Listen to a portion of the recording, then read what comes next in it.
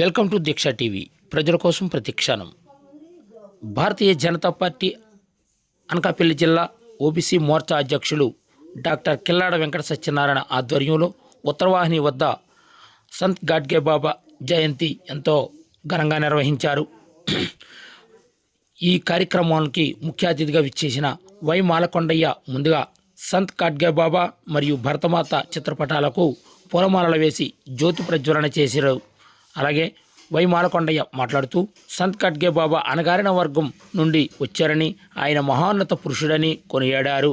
ఈ యొక్క కార్యక్రమంలో బీజేపీ అనకాపల్లి జిల్లా అధ్యక్షులు ద్వారంపూడి పరమేశ్వరరావు మాట్లాడుతూ భారతదేశంలో అన్ని రాజకీయ పార్టీలు, స్వచ్ఛంద సంస్థలు ఆయన్ను స్ఫూర్తిగా తీసుకొని పలు సేవా కార్యక్రమాలు చేస్తున్నారని తెలియజేశారు.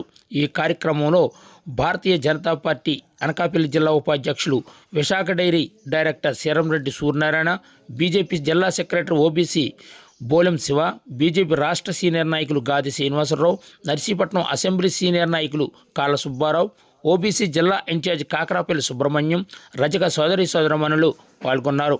అనంతరం పార్టీ కొండవా వేసి పార్టీలోకి కొందరిని ఆహ్వానించారు.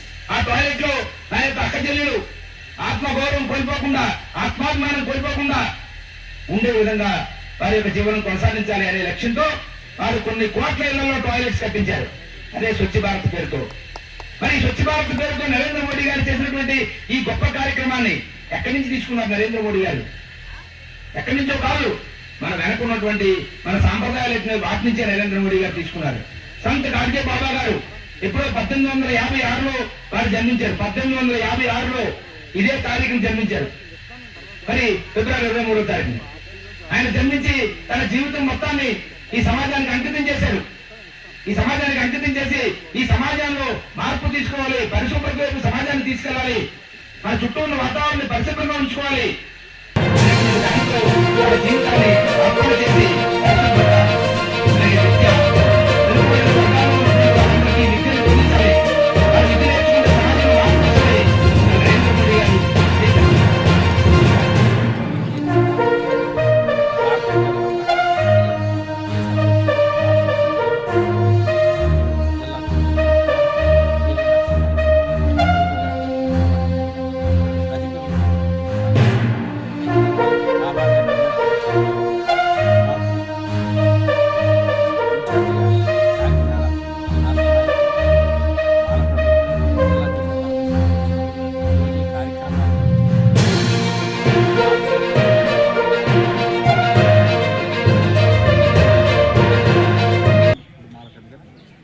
జాతీయ అధ్యక్షులు నితిన్ నిబిన్ గారు, అదేవిధంగా భారత ప్రధానమంత్రి నరేంద్ర మోడీ గారు వికసిత్ భారత ఆధారంగా భారతదేశాన్ని అన్ని వర్గాల ప్రజలతో, అన్ని ప్రాంతాల అభివృద్ధి చేయాలనేటటువంటి ఆలోచనతో కేంద్ర ప్రభుత్వం నడుస్తుంది.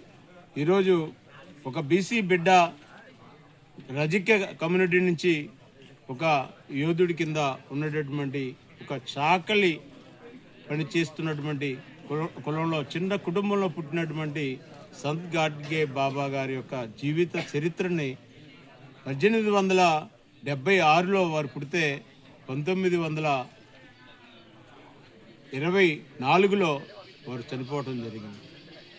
దాదాపుగా 80 సంవత్సరాలు వారు జీవించున్నారు.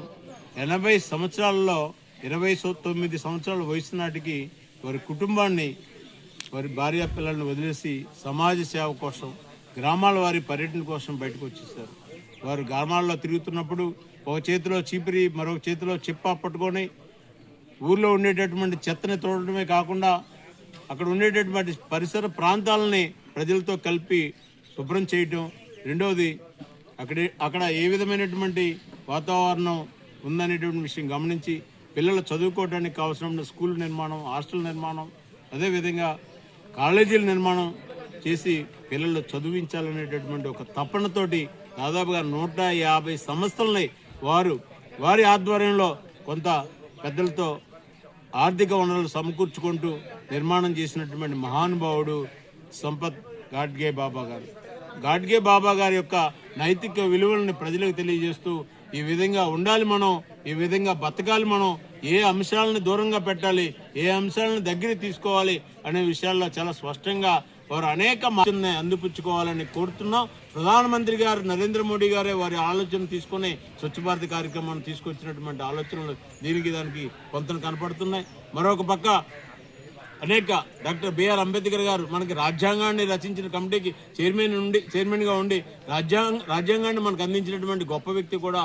మీరు చాలా గొప్ప వ్యక్తులు అని చెప్పేసి వారితో